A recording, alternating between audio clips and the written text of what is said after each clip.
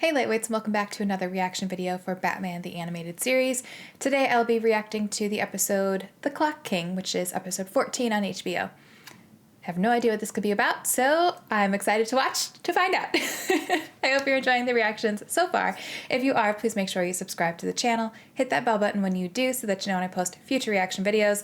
And before we get into it, just in case anybody notices, ignore my swollen lip. Baby Light accidentally headbutted me, and my tooth cut my lip open, and now it's swollen. And I'm hoping you can't really notice, but if you can, just ignore it. Okay, here we go. The Clock King. It's about time. It's filthy. Oh, good morning. Fugit. Tempo Fugit. Oh, right. The efficiency expert. I have an important court hearing today. Forget your schedule for one day. Believe me, it'll make a new man out of you. I relate with this guy a lot. Your coffee, sir, and those court documents you requested. Put that in a thermos, Miss Perkins. I can feel his anxiety. It's making me anxious. Ah! You little brats! Don't do this to me! Oh no. Due to his failure to appear, this court finds your client in default at $20 million. Then perhaps this will teach you to be on time for a change. Oh no. 7 years later.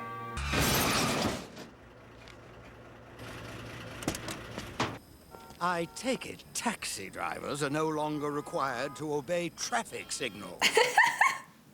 Look, the traffic signals are malfunctioning.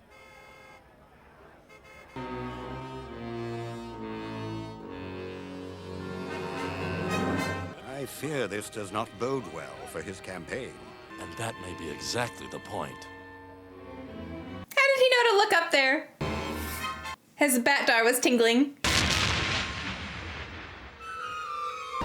Time for a change. Another piece of outlandish graffiti?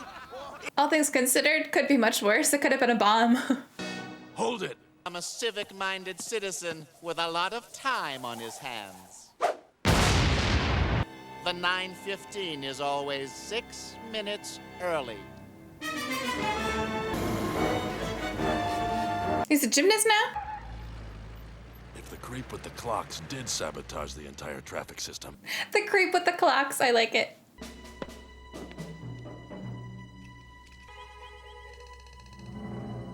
what kind of saboteur uses a $6,000 Patronage to trigger a time bomb?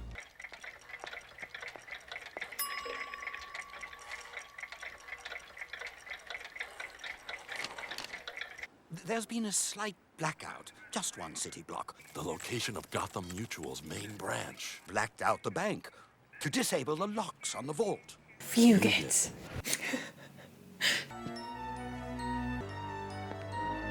A present for bats. This box contains a high-speed vacuum pump, removing all the oxygen from the room. What are you up to, bats? I declare Gotham Central Station officially open. I want to open a business just so I can have a ribbon cutting ceremony. What?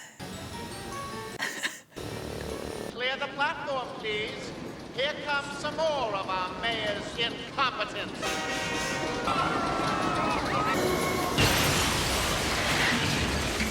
Oh my god. Come on, bats! He's lucky he's so smart. At 3:15 on the dot, those hands will come together, and you'll be crushed like an insect. It'd be cool if his little glasses said 3:15, but then I guess you couldn't tell they were a clock because the hands would be on each other, but. On guard! Bats needs to take some fencing lessons. Oh! studied news footage of you, and I know that it takes you exactly a 20th of a second to throw a punch.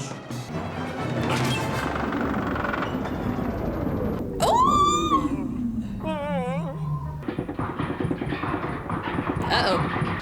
There's always a way out.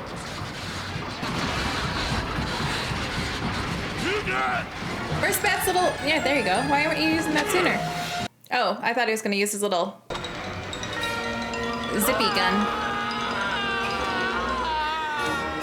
That's its official name, the zippy gun. No trace of this Clock King, though.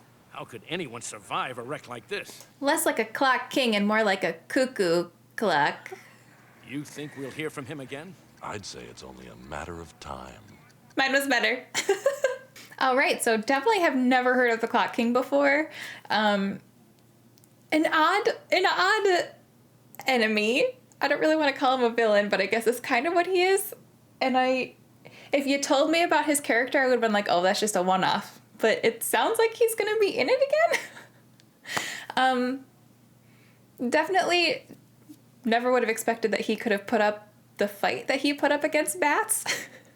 He looks so unassuming, which I guess is kind of a cool thing because not every villain has to look like they're, I don't know, a villain. I don't know what I'm trying to say, but he doesn't look like he'd be able to hold his own against bats. But I guess if you pay attention to time really closely, you can give more of a fight than I realized.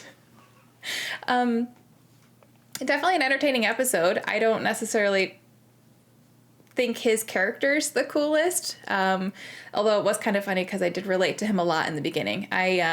Before I was a full-time stay-at-home mom / content creator, I was very much like that. I had to have a schedule. If I was not on time, I was having horrible anxiety. I had to have everything in my day planned out. That's probably why I thrived as a teacher.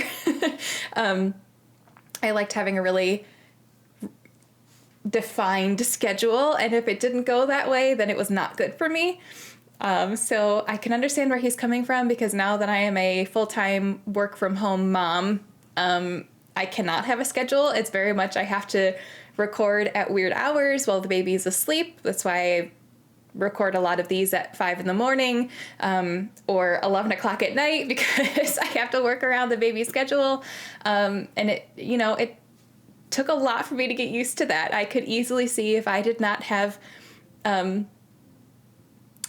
all of my gears working properly, I could see that turning you into a villain, because with the amount of anxiety it builds up in you, I could totally buy it.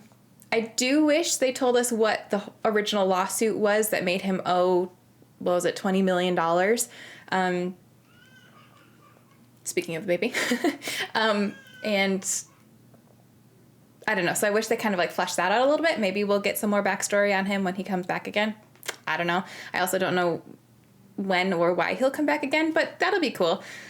Overall, enjoyed the episode. Not my favorite, but definitely a solid episode. I hope you enjoyed the reaction. If you did, please make sure you subscribe to the channel. Hit that bell button when you do so that you know when I post future videos. And as always, thank you so much for watching. I really appreciate it, and I hope you have an amazing day.